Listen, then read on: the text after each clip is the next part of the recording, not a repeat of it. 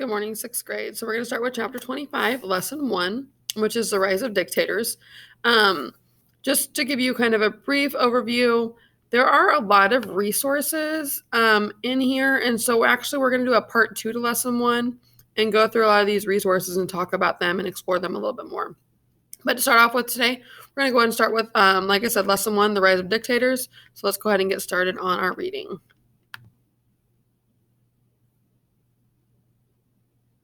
Lesson 1. The Rise of Dictators. It matters because economic troubles caused by World War I and the ambitions of dictators led to World War II. Economic troubles. Guiding question. How did the world's industrialized countries respond to economic troubles after World War I? The end of World War I left many nations unhappy. Defeated peoples such as the Germans felt humiliated. They resented losing territory and making war payments. Even people in winning nations, such as Italy and Japan, felt that they did not get enough land for the sacrifices they had made. When economic troubles came, frustration and fear added to this anger. Post-war Germany. The Treaty of Versailles blamed Germany for causing World War I. As a result, the Germans owed the Allies $33 billion in reparations or payments for war damages. In 1922, Germany's new democratic government fell behind in payments.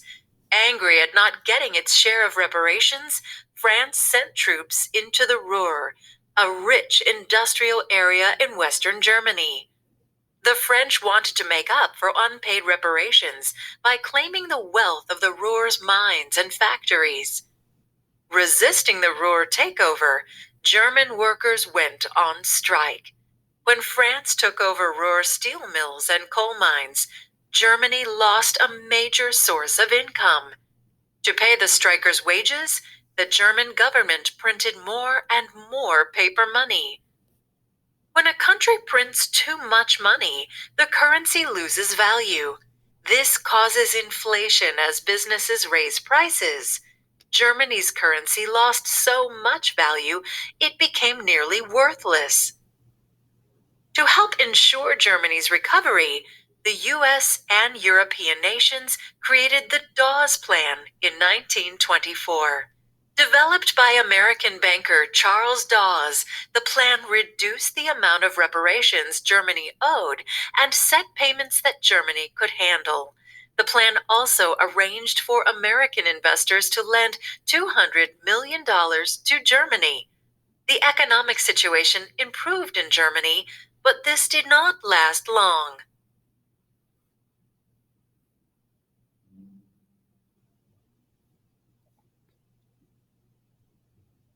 Causes of the Great Depression. During the 1930s, an economic depression struck the world's industrialized countries. A depression is a time of reduced economic activity during which businesses often fail and many people lose their jobs. The economic crisis of the 1930s was so severe, it became known as the Great Depression. In the 1920s, American companies were producing much of the world's manufactured goods. Many people bought stock in these companies with the hope of making a profit. The stock market boomed in the 1920s. Despite the stock market boom, the U.S. economy had problems. Farm prices were falling. Wages were not rising as fast as the production of goods, so people bought fewer goods. This mix of overproduction and falling demand created an economic crisis. Factories slowed production and cut the number of workers they employed. By October 1929, fears about the economy grew.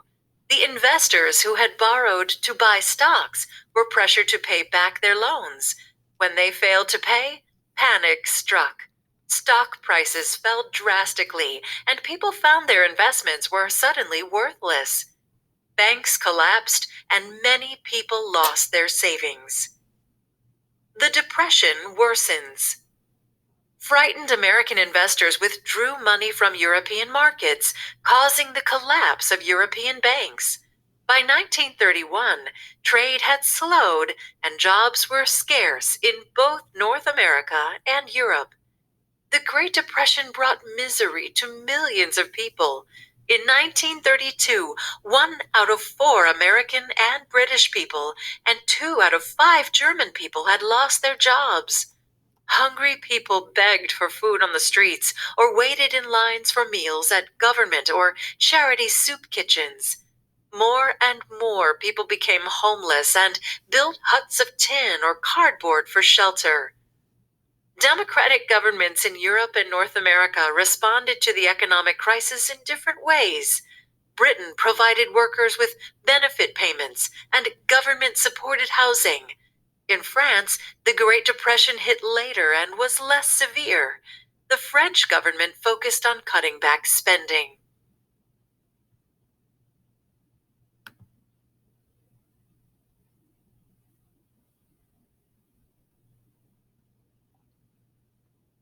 Roosevelt's New Deal.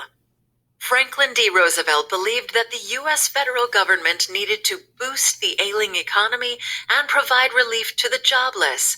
With the support of Congress, Roosevelt set up a government program called the New Deal. Under the New Deal, the federal government created several different agencies to help people buy food, pay for housing, and find work. The Civilian Conservation Corps, CCC, gave jobs to many young people. They constructed facilities and planted trees in national parks. The Works Progress Administration, WPA, paid jobless workers to build hospitals, roads, bridges, and dams. In addition, the WPA gave work to artists and writers. Other new agencies assisted farmers and business leaders. Roosevelt also worked with the federal government to carry out reforms. In 1935, Roosevelt had Congress pass the Social Security Act. This program gave pensions or payments to workers after they retired. It also provided workers with unemployment insurance. This meant that the government gave payments to jobless workers until they found another job. Roosevelt's New Deal restored Americans' hope for the future. Reading progress check. Explaining. Why was the Dawes Plan introduced? Dictators in Italy and Germany. Guiding question. Why did people in Italy and Germany support rule by dictators? The Great Depression spread fear and uncertainty all over the world. Despite weak economies, long-standing democracies such as the United States, Britain, and France remained strong. In Italy, Germany, and other newly democratic nations, citizens were less loyal to democratic ideas. When these countries' economies collapsed, people turned to strong leaders for help. These leaders became dictators who controlled their nations by force. Under these dictators, a new form of government called totalitarianism arose. In a totalitarian state, political leaders try to totally control the way citizens live and think. During the 1930s, totalitarian leaders used print, radio, film, and the arts to enforce their views. People who disagreed were harshly punished.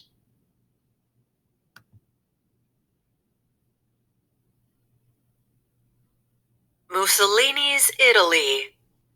Italy was the first European country to become a totalitarian state after World War I. It had a huge debt to repay. Because Italy was an ally of Germany, it too had to pay reparations. Many people were jobless. The government was unable to deal with the rising discontent of its citizens. As disorder spread, Benito Mussolini created the Fascist Party. He pledged to restore order, fix the economy, and make Italy great. His followers brutally attacked their opponents in the streets. In 1922, the fascists staged a huge march on Rome. To prevent bloodshed, Italy's king agreed to name Mussolini as head of government. Mussolini was called Il Duce, or the leader. He quickly ended democracy in Italy and banned all political groups except the fascists. Personal freedoms and a free press were gone. Mussolini built up Italy's military and promised to restore the glory of ancient Rome. Hitler's Germany. During the early 1930s, many German businesses failed, and millions of workers lost their jobs. Many Germans backed a political leader named Adolf Hitler. A powerful speaker, Hitler appealed to people's fears about the economy and their bitterness about the Treaty of Versailles. He promised to create jobs and make Germany a world power. Hitler was the leader of the National Socialist Nazi Party. Hitler and the Nazis portrayed the Germans as a master race that was better than other people. Nazis were known for their anti-Semitism or hatred of Jews. They blamed Jews for Germany's problems. Hitler presented these ideas in his book, Mein Kampf, or My Struggle. By 1932, the Nazi Party had won a large number of seats in the German parliament. In 1933, Hitler was named Chancellor, or Prime Minister of Germany. As Chancellor, Hitler had the parliament pass a law that gave him the power to deal with the country's problems. The law provided a legal way for Hitler to become a dictator. Hitler and his followers then began to build a totalitarian state. He banned all political parties except the Nazis and broke up labor unions. Citizens lost their rights of freedom of speech, assembly, press, and religion. The Nazi government took control of the country's radio and newspapers. It also took over the courts and set up a secret police and large prisons called concentration camps.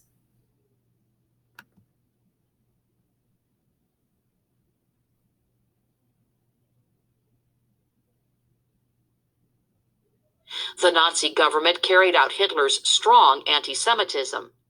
In 1935, the Nuremberg laws were issued.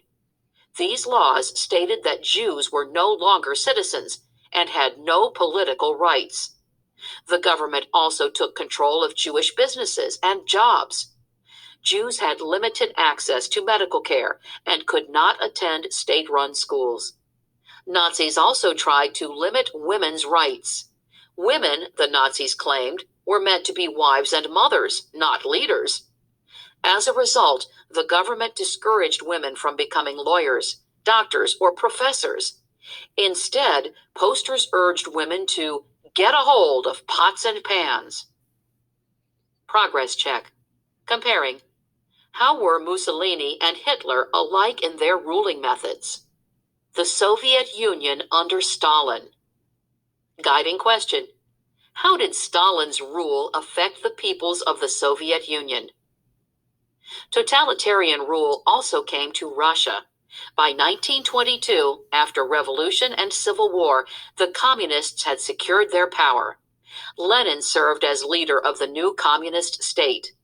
In that year, the Union of Soviet Socialist Republics, USSR, or the Soviet Union, was formed. This huge territory included Russia and most lands of the old Russian Empire. Stalin in power. After Lenin died in 1924, two communist leaders competed to rule the Soviet Union. They were Red Army commander Leon Trotsky and Communist Party head Joseph Stalin. One of Stalin's jobs was to appoint party officials. This responsibility gave Stalin the support of the thousands of officials he had appointed. Their backing helped Stalin defeat Trotsky and seize power. By the late 1920s, Joseph Stalin had become dictator of the Soviet Union.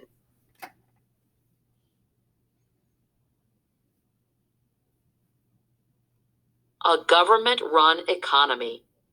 Stalin wanted to turn the Soviet Union from an agricultural country into an industrial power. To do this, he introduced a series of 5-year plans. These were programs that set economic goals for a 5-year period. Under the 5-year plans, steel mills, power plants, and oil refineries were built and kept under government control. Under Stalin's orders, the government also took control of all farming. Stalin's plans called for collectivization. This meant combining small farms into large, factory-like farms run by the government. Many peasants resisted collectivization. They destroyed their houses, cows, and pigs rather than become part of the government system. This resistance did not last long. Peasants who refused to cooperate were either shot or sent to prison. By 1939, the Soviet Union was a major industrial power. Millions, however, suffered from miserable working conditions, low pay, and a lack of housing. Individual citizens were required to make sacrifices for the greater good of all. Those people who opposed Stalin's actions were killed or sent to remote prison camps. Many prisons were located in cold Siberia, the most eastern region of the country. Progress check. Explaining. Why did Stalin force collective farms on Soviet peasants? Military rule in Japan. Guiding question. Why did the Japanese turn to military rule and territorial expansion during the 1930s? While Stalin tightened his hold on the Soviet Union, military leaders took control of Japan. Japan's industrial power had grown by the early 1900s. Between 1872 and 1925, the nation's population more than doubled, from 25 million to 60 million.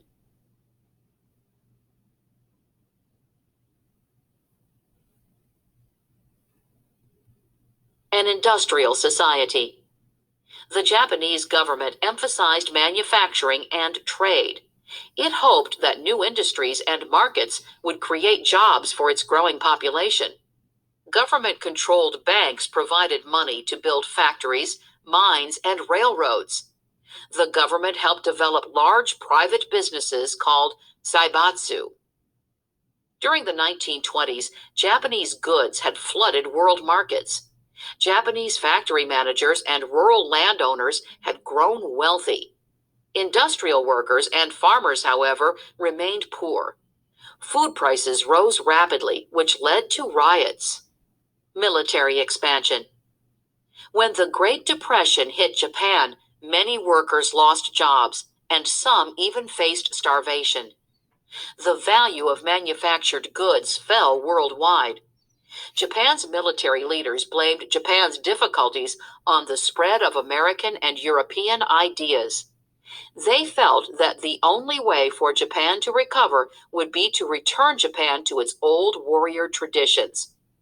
As Japan's trade declined, Japan's military leaders argued that Japan needed more land and natural resources to make its economy stronger. In 1931, without government approval, army leaders invaded Manchuria, the northeast region of China. The use of cavalry was their strongest weapon. When Japan's prime minister tried to stop the war, the military killed him. From then on, Japan's government did what the military wanted. Japan began making plans to build an empire in Asia, even if it meant war with other countries. Progress check. Analyzing. Why do you think Japanese military leaders blamed Japan's problems on the spread of Western ideas?